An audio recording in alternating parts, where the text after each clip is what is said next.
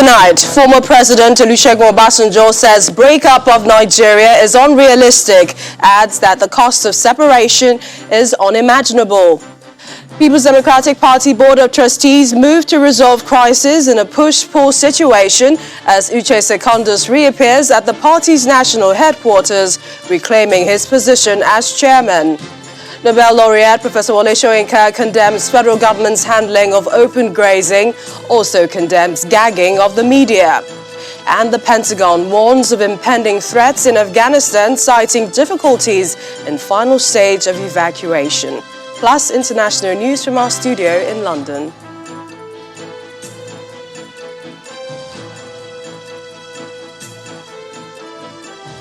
On business news tonight, NNPC plans to deduct 215.32 billion naira from its remittance to the Federation account and allocation committee next month. On sports news tonight, Cristiano Ronaldo is returning to Old Trafford after 12 years as Manchester United and Juventus agree a fee worth around £20 million on a 2-year deal.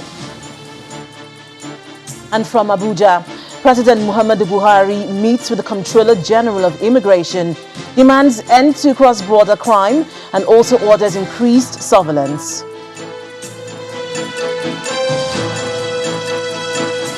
And former President Olusegunbajo has again expressed his strong affirmation for one Nigeria.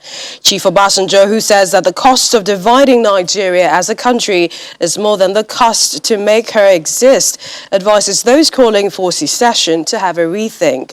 The former president was speaking at the formal book launch of His Eminence, Dr. Sunday Mbiang, Prelate Emeritus of Methodist Church Nigeria, which held at the Naval Dockyard, Victoria Island, Lagos. Whatever happens, we will continue to work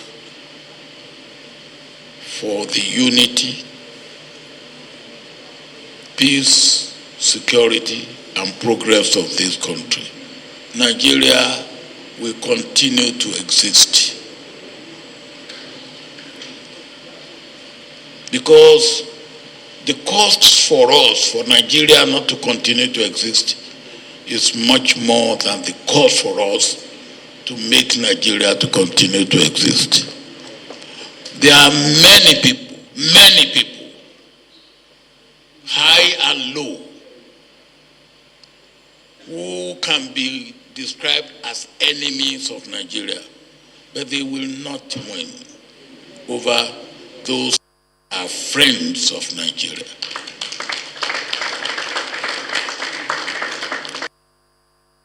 And more views on the state of the nation from another eminent Nigerian, this time from the Nobel laureate, Professor Wale. Professor Soyinka addressed a press conference today in Lagos where he touched on issues bordering on free speech, national security, and different agitations across the country. Our political correspondent, Seun Kibaloye, reports. Good afternoon. It is not often you find him share his views, but when he does, it is certainly on crucial matters. Nobel laureate Professor Wale is worried about the freedom of speech in Nigeria and the role of the regulator in the Nigerian broadcasting space. Specific reference he gave is to the latest NBC's invitation of some China's television's anchors.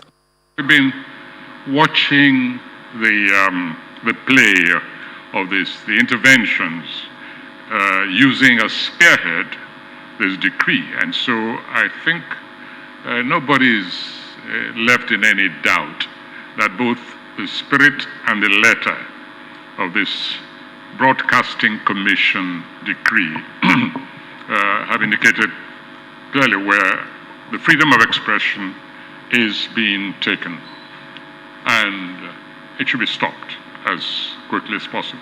The literary icon demonstrates how he feels such approach should be handled. This kind of query, this is where it belongs. Just stick it. From media regulation to the touchy matter of cattle grazing, ranching and grazing routes, he opposes President Buhari's approach. Virtually the whole nation is screaming We do not want any open cattle grazing, whether they go by the name of cattle routes or reserves, grazing reserves, right round the entire nation. We've had opinions surmounting the antiquated modes of cattle rearing. Even the all-powerful, untouchable Mieti Allah, even they have gone on record saying that ranching is it. Ranching is what we want. And when we think all that argument, all that discussion, all that debate has been settled in rational terms, along comes a new version, rather like Decree 4. Along comes a new version of Ruga,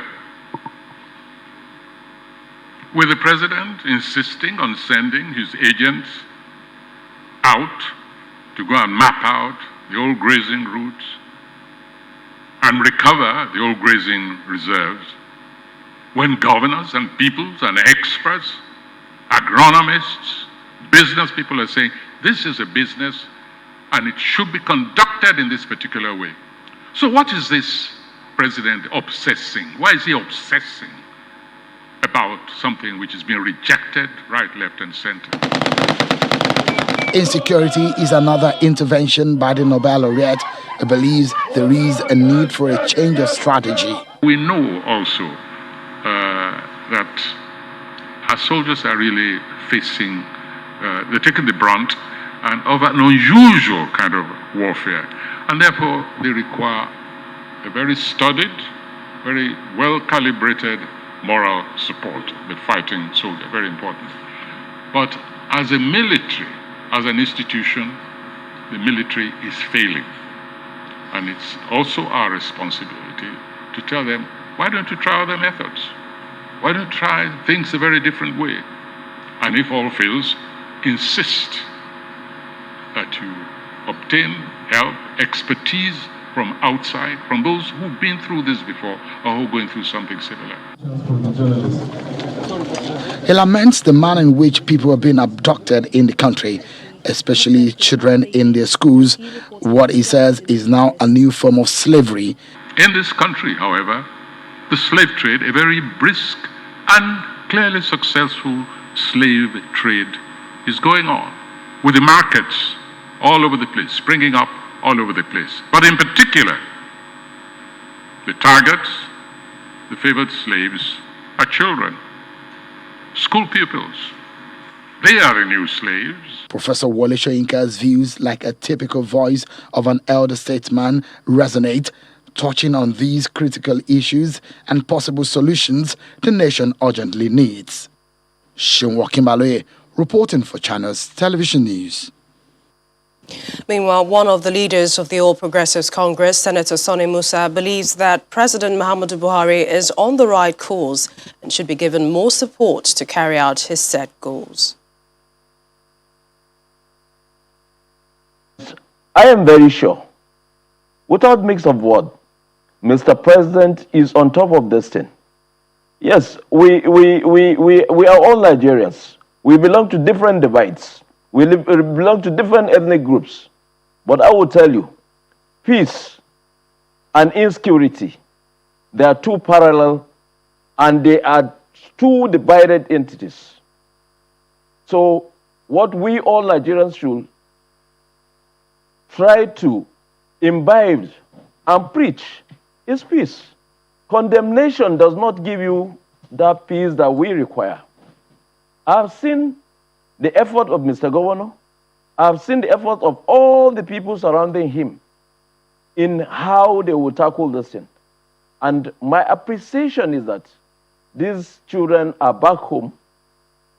There was not too much noise. Nobody knows what this gentleman was doing.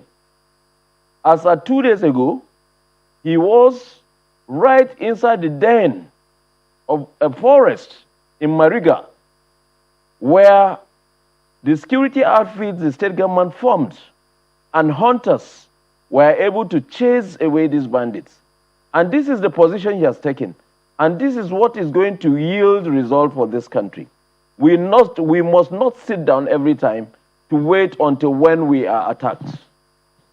But fine and good, these children are back. And one thing I want Nigerians to know, the school at which this dastardly act did happen was a private Islamic school. It was a school that the pupils usually come in the evening, maybe around 4 o'clock. Some might come around 9. It's not like a normal conventional school. It's an Islamic school. And when they come, they do the Islamic school, the Arabic studies, and they go back home. So most of these children are within the same environment. So you can see it's not like there is negligence. Senator Musa was a guest on our political program, Politics Today. Two other stories. The Minority Caucus of the House of Representatives has condemned the query issued to Channels Television and the invitation of its staff to the headquarters of the National Broadcasting Commission, Abuja. It says it's an attempt to gag the media, calling it an unwarranted harassment of broadcast organizations in Nigeria. The group of minority lawmakers believe the development smacks off another toxic push against press freedom and the citizens' right to information, contrary to the provisions of the 1999 Constitution.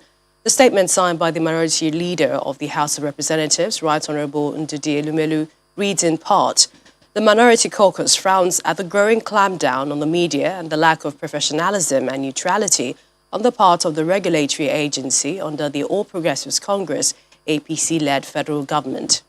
It adds, "As lawmakers, we hold that rather than try to muffle the media, the broadcast regulator should have directed the television station to avail the federal government the opportunity to refute with facts the statements of Governor Samuel Ortom of Benue State during the Sunrise Daily program, which it considered critical or misrepresentation of the government," end of quote. It therefore advises the NBC not to promote the suppression of truth while urging the federal government to desist from engaging in activities that suggest that it is always trying to cover up facts. Into party politics, it's been more twists and turns at the national headquarters of the People's Democratic Party as a board of trustees of the party met today to review the leadership crisis bedeviling the party. Just as the BOT was meeting today in Abuja, Mr. Uche Secondus reappeared at the national headquarters of the party and walked straight to his office and sat on his chair to reclaim the chairmanship of the party based on the High Court judgment in Kebbi State. Our correspondent, Kayla Megwa, has more. In obedience to the order from the Kebbi State High Court, Mr. Uche Secondus returns to work as the national chairman of the People's Democratic Party at the Wadata Plaza in Abuja. He does this in the presence of the acting national chairman of the party, Elder Yemi Akinwumi.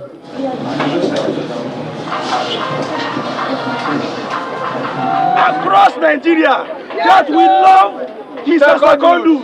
Outside the party secretariat, a protest in support of Mr. Secondus is in progress. He's channeling our party to the greater heights. We solidly believe in his capacity. Meanwhile, the acting national chairman of the party, appointed after the closed-door meeting of the National Working Committee of the party a day before, Elder Yemi Akinwumi, attends the meeting of the Board of Trustees of the party alongside other members, including former Vice President Alhaji Atiku Abubakar, former Senate Presidents Senator David Mark, Senator Ayim Pius Ayim, and Senator Bukola Saraki, as well as the governors of Sokoto and Enugu states. Despite the Kebbi State Court order reinstating Mr. Uche Secondus as the national chairman of the People's Democratic Party, Mr. Secondus is not at this Board of Trustees meeting. Elder Yemi Akinwumi sits on the chair of the national chairman and raises a concern about a letter he received when he got into the office without disclosing its contents to the media. My dear caucus, the letter is very important. And we want us, if possible, to first of all discuss the content of the letter before doing other things today. After calls for calm from party leaders, they go into a closed-door session. After the session, nothing is said about the letter received by Elder Yemi Akinwumi, and resolutions are delivered to the media. This distinguished body had empaneled 8 distinguished leaders of our party under the able leadership of former President of the Senate, Senator David Mark, to interface with our leaders who are involved in these issues of court, so that all court matters can be now withdrawn and then for normalcy to continue to return to the party. The Board of Trustees of the People's Democratic Party basically wants peace to reign as they position themselves for the general elections come 2023. They're submitting their request for a national convention of the party to hold at the end of October. And the country looks on as the main opposition to the ruling All Progressives Congress gets itself together in preparations for the next elections. Kayla Megwa, Channels Television News.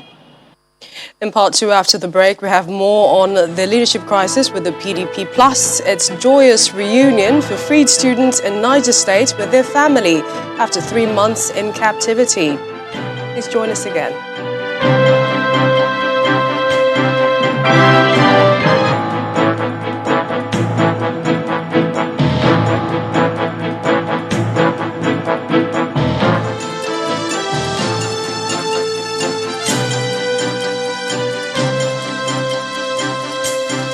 Welcome back. If you just joined us, you're watching the news at 10 live on Channels Television Lagos. A reminder about top stories. Former President Olusegunbajo says the cost of separation is unimaginable, describes the breakup of Nigeria as unrealistic. It's a push-pull situation in the camp of the People's Democratic Party as the Board of Trustees move to resolve the confusion as Uche Secondus reappears at party's national headquarters, reclaiming position as chairman. Nobel laureate Professor Wale condemns federal government's handling of open grazing, also condemns gagging of the media. And more students regained their freedom in Kaduna, Zamfara and Niger State. Plus, final stage of evacuation in Afghanistan proving difficult as the Pentagon warns of impending threats.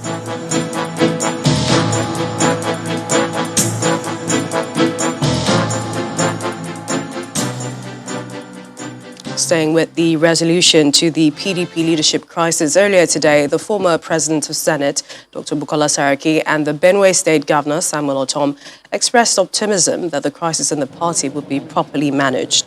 Addressing journalists at the Abuja residence of the Benue State Governor, Dr. Saraki says, as a family, the PDP has leaders who can handle its internal leadership crisis and move past earlier challenges of 2 acting national chairmen. Also reacting to the developments, Governor Samuel Ortom believes the issues causing the crisis is festering because of a 5th columnist, which he identifies as the ruling All Progressives Congress. What is important is there is a determination on PDP to resolve our issues, to be able to unite and focus on the convention ahead. That is what will drive all of us. All those, at the end of we are talking politics. At the end of the day, what happens in the courtroom must end up being solved. We are a family, so we will sort it out. What you can see that this is a party who have members who appreciate where the country is, understand that the only alternative for Nigerians is through the PDP. So we must do all that we can to ensure that we unite, to ensure that we sort out these issues that are there. We have no doubt that we will resolve them. We have meetings, and that's why some of us are here consulting. We have meetings this morning, we have NEC on Saturday. Be rest assured, this problem, yes, but you will see that we'll resolve it because we know the importance of a united PDP to provide an alternative government for this country in 2023. Even the tongue and the teeth, they fight sometimes, but they find a way of resolving issues and settling. So that is what is happening in PDP now. But I tell you, I quote from the Bible, many are the afflictions of the righteous, but the Lord God will deliver them from all. And I think that that is the position of PDP. We have afflictions going on, and some of them are being prepared by the ruling party. And we have some good news coming in from Kano State as another set of 32 students out of the 63 remaining abducted students of Bethel Baptist School in Chikun local government area of Kano State have regained their freedom. Although the Kano State government and police authorities are yet to confirm the development, A top official of the school told Channels Television that the students regained their freedom today. He further said that the freed students have been handed over to their parents this night. At least 90 have been recovered now, and 31 still in captivity. Meanwhile, 18 abducted students of the College of Agriculture and Animal Science in Zamfara State regained their freedom, but unfortunately 2 others who were not so lucky have been killed. The Zamfara State Governor, Wale, says they were released through the help of repentant bandits. All major markets in the state have been shut down on the orders of the governor. The Committee of Peace and Reconciliation, a joint committee with the security agencies for rescuing these College of Agriculture Bakura students and the staff of the college, which are under the captivity for some days. Today, alhamdulillah, they regain freedom and they are here with us, which they will go back to reunite with their families. As you are aware, the government has adopted 2 major things as part of our effort for these banditry activities. Today, based on our dialogue and reconciliation, we used the repentant bandits to pursue their former colleagues in order to secure the rescuing of this student, which they have worked hard for almost 10 days. They are working day and night to make sure that they convinced those criminals and others to rescue this student. It's a similar story in Niger State, where over 90 students of an Islamic seminary who were recently freed after 3 months in the den of kidnappers arrived at the Niger State government house. They regained their freedom on Thursday after more than 2 months in captivity. Parents waiting to see the released pupils of Salihu Tanko Islamia School. 93 of them have been in captivity. Unfortunately, one of them could not make it as he reportedly died in the forest. The 92 others are now back home after 3 months in captivity.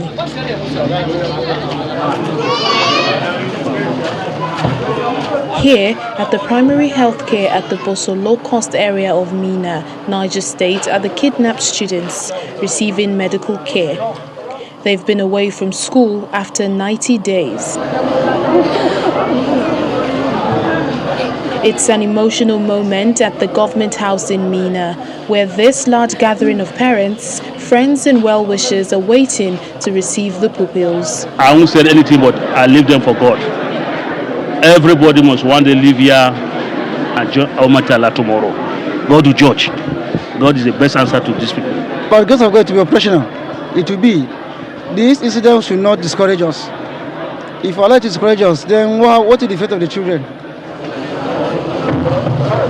Governor Abubakar Bello of Niger State welcomes the released students and their parents to the government house, 92 of them in number. I would like to congratulate each and every one of us that have contributed in whatever means towards the release of these innocent children. This goes to show the sickness and madness in the heads of some people.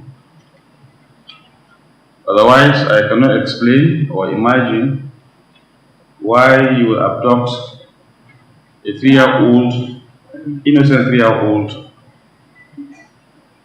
and keep him or her for over 80 days. These students were originally abducted by gunmen on Thursday night. 92 of them have now been set free by their captors and are reunited with their loved ones. And back to our earlier breaking story, news just in, as another set of 32 students out of 63 remaining abducted students of Bethel Baptist School in Chikun local government area of Kano State, they have regained their freedom. Although the Kano State government police authorities are yet to confirm the development, a top official of the school told Channels Television that the students regained their freedom today. He further said that the freed students have now been reunited with their parents. At least 90 have been freed and 31 still in captivity. And to other stories, the Niger State Emergency Management Agency and the State Fire and Rescue Service have given an update on the massive leak which erupted at the Cotton section of the Atlas Cove Mosimi System Pipeline Channel. According to the emergency rescue team, the heavy flow of premium motor spirit was caused by suspected vandalism and bunkering activities in the early hours of today. The director of the State Fire Rescue Service says the PMS gushed out of the pipeline and its contents traveled through drainage systems to Igondo, Idimu roads and environs in Alimosho. The vandalized pipeline has since been repaired by NNPC's maintenance team and the entire area blanketed by LASEMA response unit and Lagos State Fire Service. All first responders remain at the scene of the incident, we understand, and other affected areas in order to avert any disaster. When the News at 10 returns, President Muhammadu Buhari meets with the Controller General of the Nigerian Immigration Service, directs stricter surveillance to protect the nation's borders. Please stay with us. Petroleum industry professionals are marking the maiden annual National Petroleum Day in Nigeria with an event seeking to draw attention to issues in the industry and appreciate the value and impact of petroleum resources. Some key players in the industry and members of the academia came together for a public presentation of a book to honor an industry veteran in commemoration of the day. Program. In July the book, Laws on Oil and Gas Exploration and Production in Nigeria, has brought these industry experts together at this event in Lagos. Chaired by Tunde Folawiyo, who was represented by one of the executives of the company, speaks on the track record of the honoree.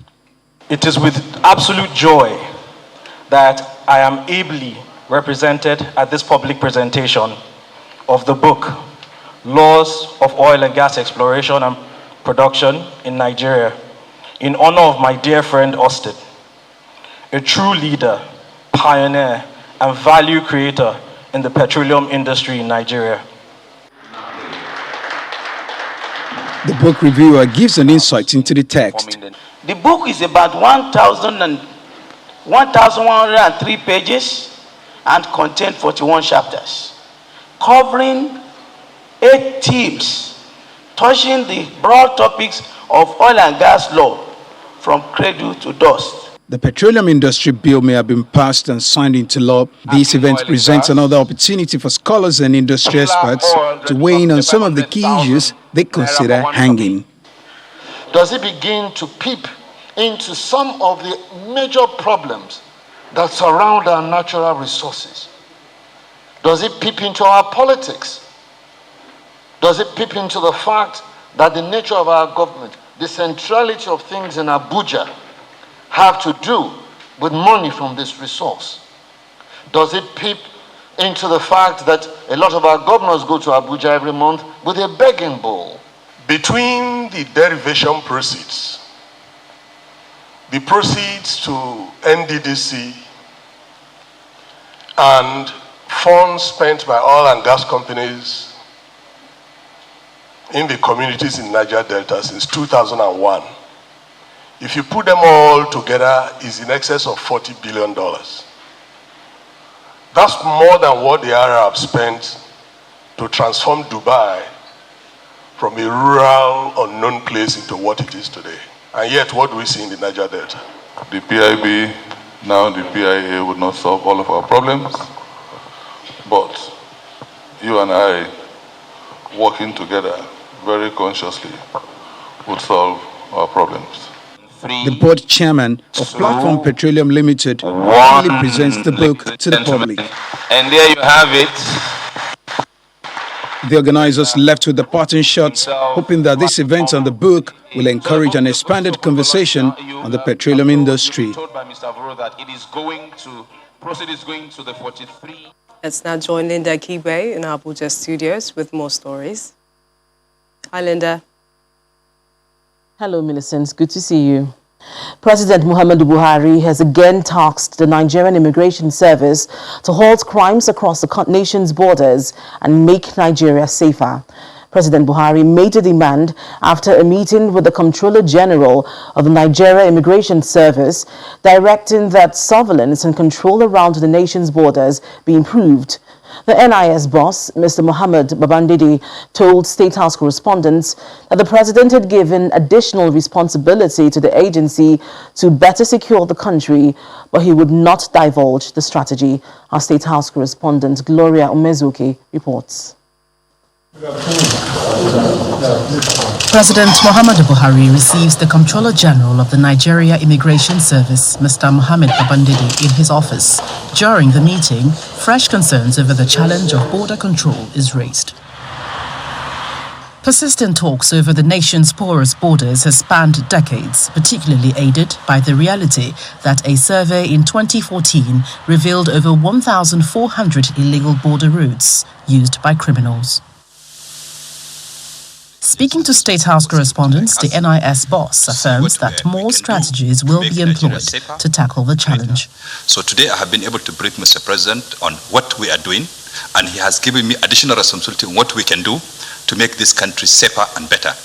Nigerians should be more happier that the borders will be more safer now than before, and efforts will be done to make sure there are no counter-crossing across our borders. And all persons who are in our country who are non-Nigerians, we must monitor to see what they are doing benefits this country. Chinese venturing into retail businesses in Nigerian markets is another concern for the federal government. The NIS boss insists that citizens who protect such foreigners are unpatriotic. By the same token, the president charged the NIS to protect Nigerian jobs.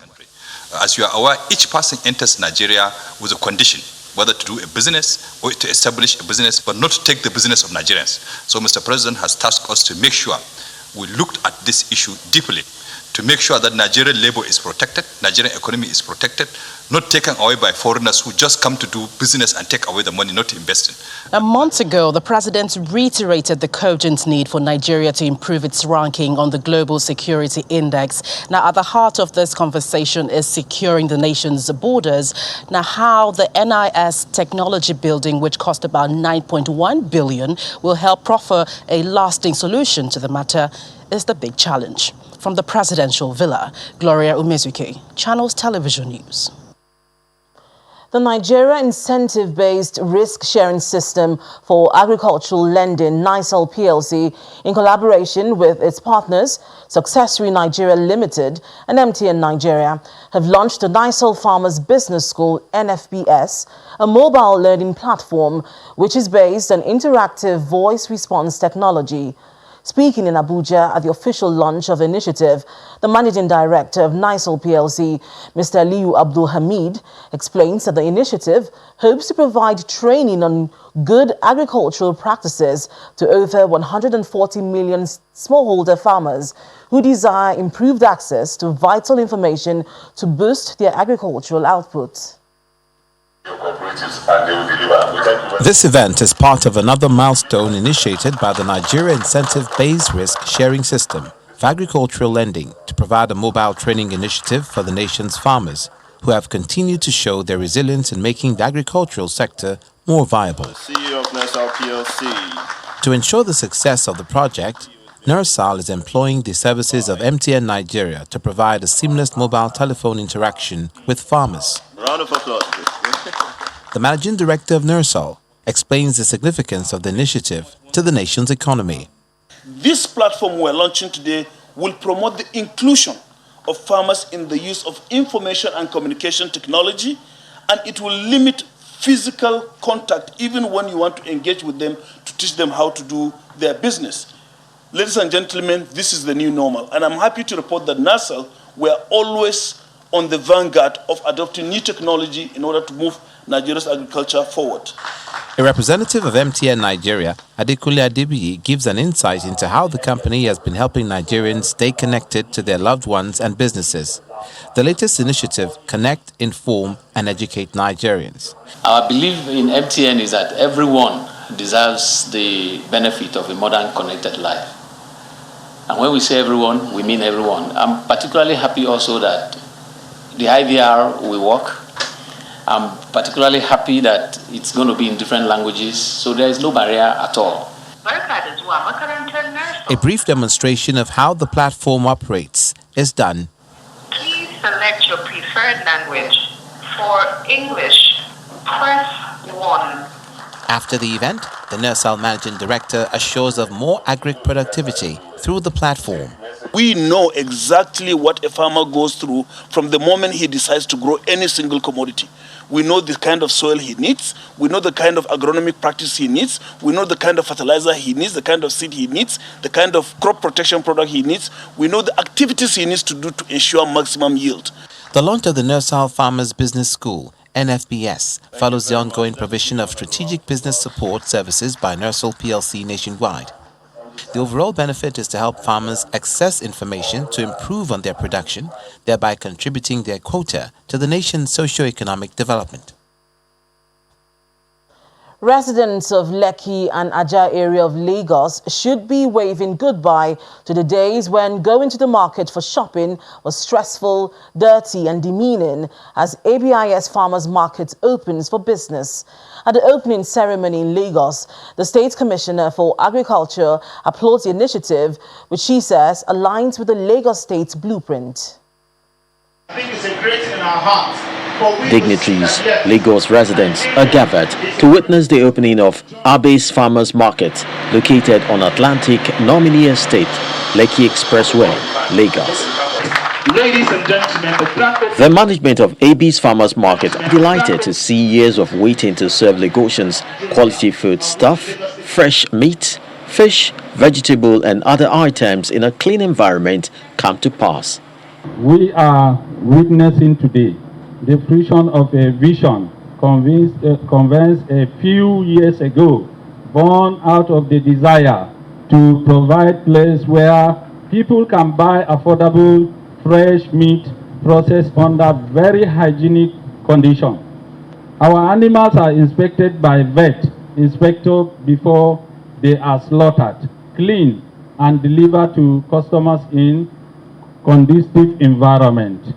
The Lagos State government is fully represented at the event by a team led by the Commissioner for Agriculture, who says the objective of establishing AB's Farmers Market tallies with the state government's blueprint. The COVID-19 pandemic started from a wet market in China.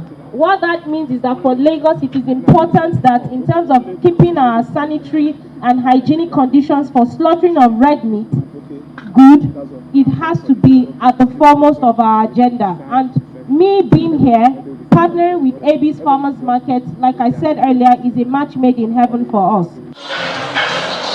The team undertakes a tour of the facility, which includes a state-of-the-art abattoir. And the cutting of the tape signals the beginning of business at AB's Farmers Markets. The standard put in place here to these shoppers means no more unhygienic shopping environment for them. You can see with me that this place is very, very neat. And there is no flies running around everywhere. I'm really happy and I really look forward to coming here all the time, not just myself, even with my family. Going forward, the management says Lagosians who patronize AB's Farmers Market can be sure of the status of what they consume, which often is a source of concern to health-conscious consumers. That's all from Abuja. Now to Teniola for business news.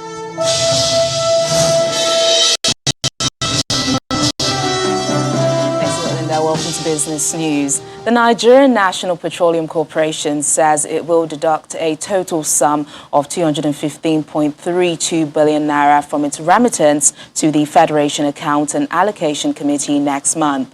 This is contained in a document presented by the state oil company at a two-day meeting of FAC. The NNPC explained that the FAC remittance deductions is a combination of a 175.32 billion value shortfall and 40 billion naira joint venture cost recovery.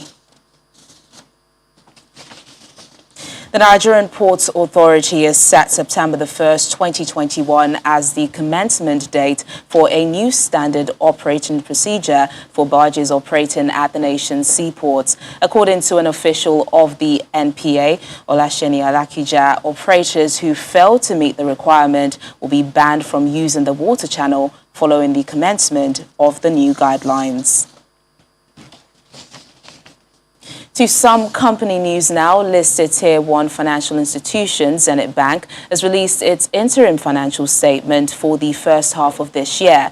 According to its results sent to the Nigerian exchange, the bank's net interest income as at June the 30th rose by 1.6% year-on-year to 159.94 billion naira, while its operating expenses jumped by 17.9% to 97.6 billion naira. At the same time, deposits from customers rose from 5.33 to 5.77 trillion naira. Pre-tax profit climbed to 106.12 billion naira. After-tax profit increased by 2.2%, while the bank's earnings per share was higher at 3 naira 38 kobo within the period. Well, still on company news, Guinness Nigeria has released its full earnings results for 2020, which shows an impressive performance within the period. According to the report sent to the NGX, the brewery company recorded a 54% surge year-on-year in its revenue, which rose to 160.42 billion naira. At the same time, the company posted 45.7 billion naira in gross profit. Pre-tax profit rose to 5.76 billion naira, while its after-tax profit and earnings per share jumped by 110% each. Nigeria's stock market ends Friday's session mildly positive with about 1.41 billion naira gains so far this week. Ladi Williams has details of today's trading at the exchange.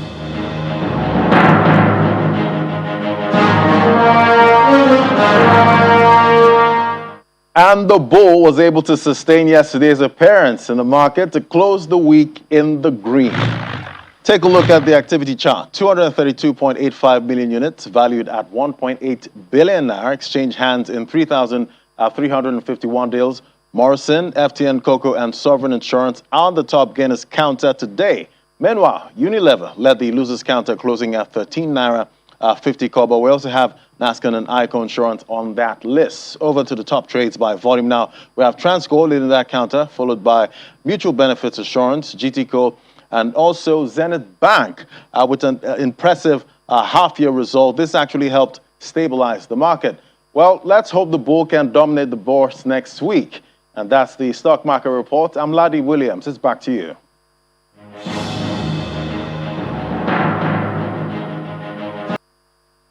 Thank you, Taniola. And the Pentagon says there remains credible threats against the major airlift operation at Kabul airport today after a suicide attack on a crowd trying to flee Afghanistan.